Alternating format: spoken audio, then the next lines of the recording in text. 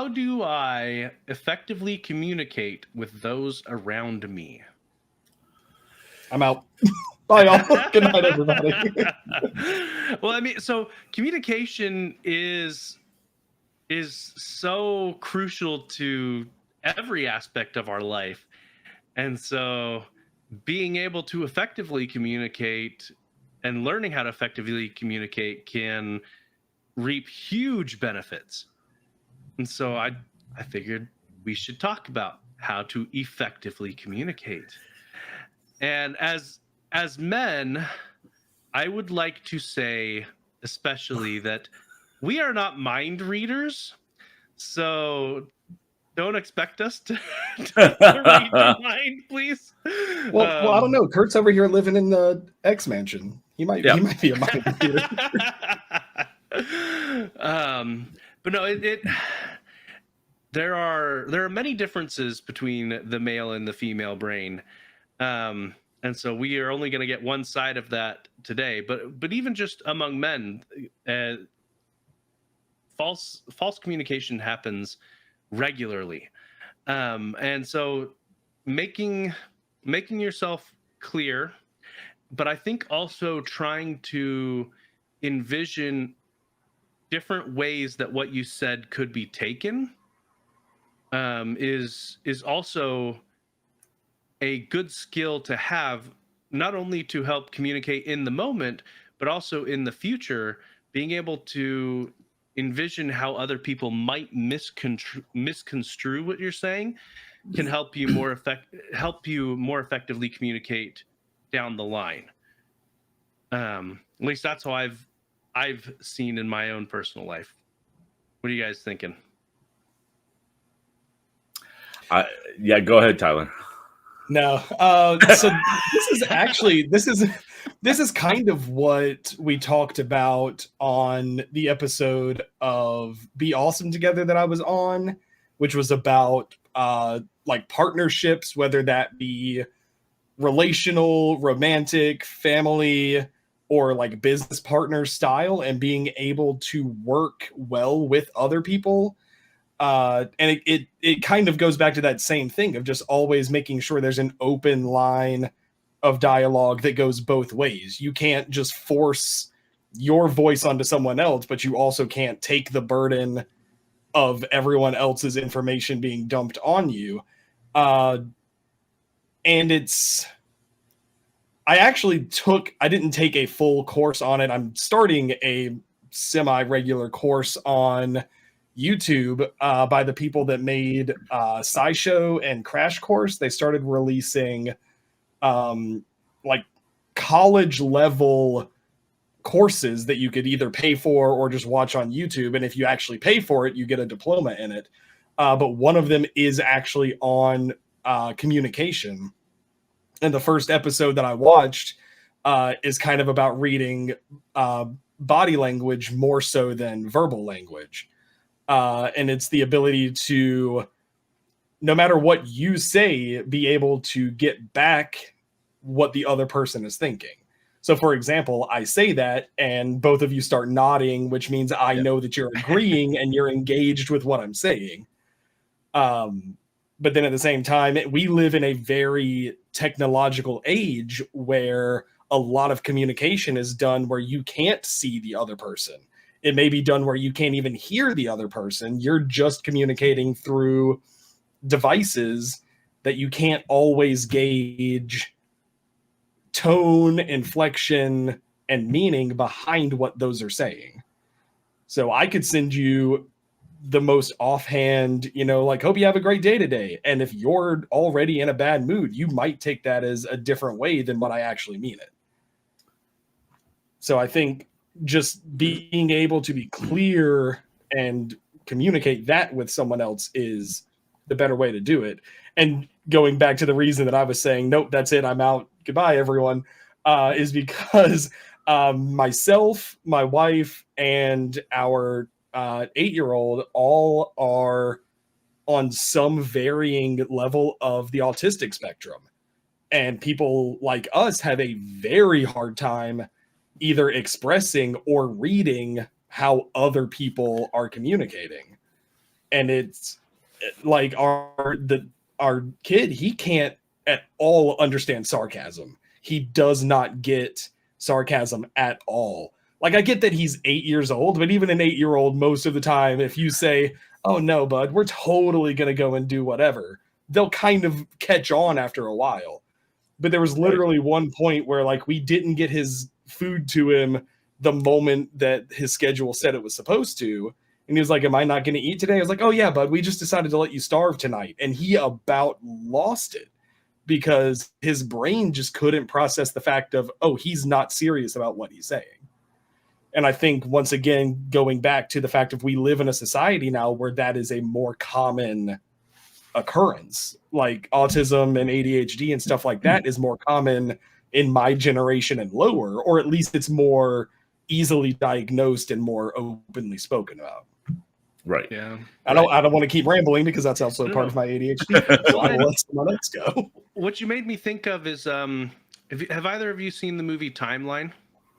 With Paul Walker and I think Gerard I Butler. did years ago, because I watch every time travel movie I can. But years ago, like when it came out, probably. Yeah, I should go and read the book. I've heard the book is much better than the movie. I have too. I've heard that too. Yeah. Generally how it works. But I really like that movie, but there is a scene where Gerard Butler and I don't know the actress's name. I've never seen her in anything else, but there's an actress, and they're floating down a river and they're talking. And because he is using modern language, because they're both speaking English, but he's using modern sayings, modern phrases, she keeps misunderstanding. Like he's asking basically what her relationship status is, but he's using phrases like, "Are you seeing anyone?" And she looks around into the woods like, "No, I don't see anyone," and things like that. And so that is just one instance. Now that is because of a time issue, but also her primary language was French and her secondary language was English in that instance as well. But we run into that all the time, even just generationally. Yeah. The different kids are using different words now, and it will continue. Like, we use different words than our parents to say similar things. And that's just generationally, but there's also localization issues and things like that. It makes me think of Pokemon. During season 1, Brock made some onigiri, or rice balls, however you want to call them. And the localization for the dub, he calls them jelly-filled donuts. And I'm like, those are not jelly-filled donuts. That's onigiri. But they changed it to jelly-filled donuts. Because at the time, hardly anybody knew what rice balls were. Yeah, exactly. Right. Yeah. Here in the U.S., that it wasn't much of a thing. But yeah, it's the language, with how vital it is such an interesting concept just in general. Yeah. So I'm going to preface this by saying that in my daytime role, I'm a service manager for an IT company, and we have a team meeting every week, and one of my standing topics at the team meeting every week is communication. So I have thoughts, and a lot of those thoughts are surrounding things that you guys have already said, but the aspect of things that I push for from my techs is to, when you're communicating with somebody, communicate in the manner that they wish to be communicated with. That's a big one. So, and that could be anything from they prefer a phone call over email, or they prefer email over a phone call. They prefer a Zoom or an actually on-site, in-person type of communication. And Tyler, to your point, this is the first time we've been on video together, right? Correct. And so if you send me an email just after tonight, I will read that in a different manner than I would have otherwise, just by having this exposure to you.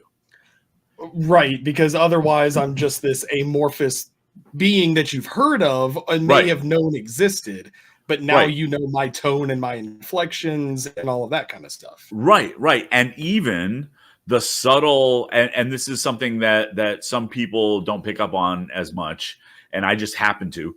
But the just the subtle mannerisms that affect the way that you speak and the way that you listen, because visually I can see that at times, and you even talked about that where we're nodding in acknowledgement and things like that. But just all of that serves our subconsciousness in the way that we receive information from each other and give information to each other. If we are aware that that's important, because that's the other part of that, right? It is like when I send Charles or Joe an email or a text or something, I use specific words, and not that I spend 10 minutes thinking about how to compose it, but just from our experience together, I use specific words and phrases and inflections, even in text, because I am 90% sure I know how they're going to receive it. And so how do we get to that point? And because this is something, again, I talk with my techs all the time, and we get to that point. And this is going to sound a little weird, but it's real. We get to that point through empathy, and so it really it comes back to that whole kind of golden rule type thing, right? If you do unto others as you want them to do unto you, right, or as you would have them do unto you, that goes across everything. And communication is one of those things. Communicate with them the way that you would like to be communicated with. And that's deeper than words. That's if you wish to communicate with somebody in a manner that makes them feel understood and heard and all of that, if you want to feel that way, then you have to give that as well. And because communication is never a one-way thing. Communication is always two ways. And as somebody, like I perform on stage with my singing groups, and we always talk about when you're on stage, you're performing, but performing's part of it. The other part is you're performing for an audience, and you're seeking to elicit a response from that audience. And if you're conscious of it during your performance, you can seek to not just at the end of the song get applause, but get reactions based on what you do during the song, and then you react back. It's a two-way communication for really effective performers. And so communication is a dear to my heart aspect of things, because it's so important in all aspects of life, business, pleasure, everything. And I think, frankly, that's part of the reason we do these podcast type things, is because we really want to communicate with people. It's true. So. Random Kid has a question for us. He says, do you think Professor X ever has issues with communication? Yeah, I think he overthinks. So I don't think he has issues receiving communication, but I also don't think he doesn't just willy-nilly go into people's minds either. So I guess he could have issues in that regard. But I would assume, just based on the nature of his power, that because he's read so many minds, he would probably have more empathy in seeing where someone is coming from. And I would hope that that would translate to him effectively communicating. But I have seen so many times in shows and movies where he doesn't always do the best job. So I have a theory about that, because I've thought about Professor X specifically. I think he blocks things off and comes off as sterile and cold because otherwise it's overwhelming. Okay. Because if he truly communicates with people using his powers to understand what they're saying, but the real meaning behind it in the brain, it's too much. Like it's because the subtleties that happen, like people tell little white lies not to harm or anything, but they just do. Well, now you have to deal with that, and you have to interpret that, and you have to just dig deep. And I would think that the feelings and all that information is kind of overload. Yeah. Well, and we have stray thoughts all the time. Yes. That doesn't mean we'll ever say or act upon them. And so he would get an unfiltered version of what you may never, ever do. And so it almost makes me think a little bit of Minority Report. Yeah. How, precogs.